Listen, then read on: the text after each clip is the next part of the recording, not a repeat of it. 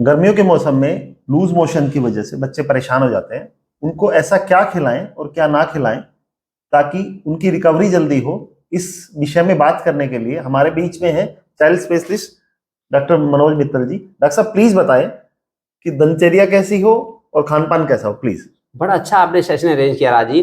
देखिए, loose motion जो बच्चों को लगते हैं, बच्चों के दो सेगमेंट हैं।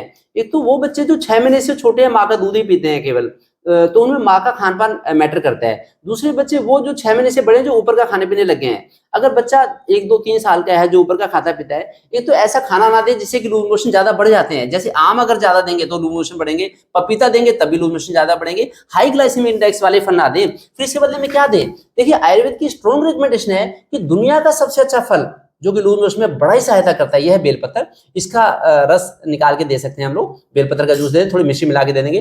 फिर जामुन बड़ी फायदेमंद रहती है लूज मोशन में, जामुन का ज्यादा फायदा रहता है। इसी तरह से आलू बुखारे अच्छे रहते हैं। फिर अनार बड़े फायदेमंद रहते हैं। देखिए, जो बच्चा 1 साल का है उसके लिए अनार के लिए एक प्लास्टिक की जाली आती है, प्लास्टिक की नेट आती है, तो उसमें अनार के वो बीज डाल दिए निकाल के और उसको निचोड़ दिया, उसका जूस निकल जाएगा। जो 2 3 साल का बच्चा वो चबा के भी खा सकता है, बड़े फायदेमंद रहते हैं। फिर दूध भी कम देना पड़ेगा।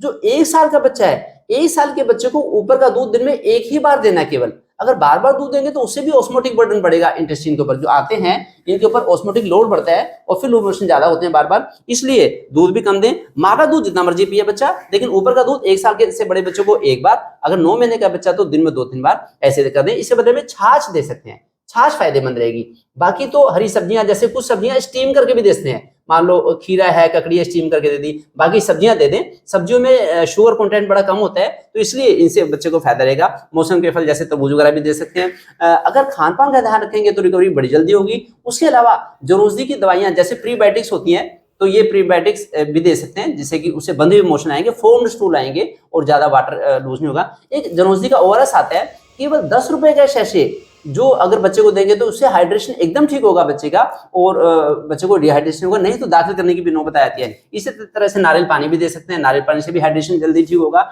क्योंकि लूज मोशन की वजह से बच्चों को जब दाखिल होना पड़ता है तो कई बार 2 2 3 3 दिन तक पेरेंट्स एंगेज हो जाते हैं और बच्चे को परेशानी होती है, पूरी फैमिली डिस्टर्ब हो जाती है। इसलिए खान पान रहन सहन के साथ साथ बाकी सफाई का भी ध्यान रखना होगा। जितना हाइजीन का ध्यान रखेंगे वो अच्छा रहेगा। और जो भी वैक्सीन प्रिवेंटेबल डिसीज हैं उनके अगेंस्ट अगर वैक्सीनेशन भी करवाएंगे, जैसे रोटावायरस डायरिया होता है, तो उसके लिए वैक्सीन करवा लेंगे तो भी आगे से बच्चे को बीमारी के चांस कम रहते हैं। जरा सी बातों का ध्यान रखेंगे तो बड़ी जल्दी रिकवरी होगी। तो ये थे हमारे साथ डॉक्टर मनोज मित्तल जी, जगदम्बा बेबी केयर से।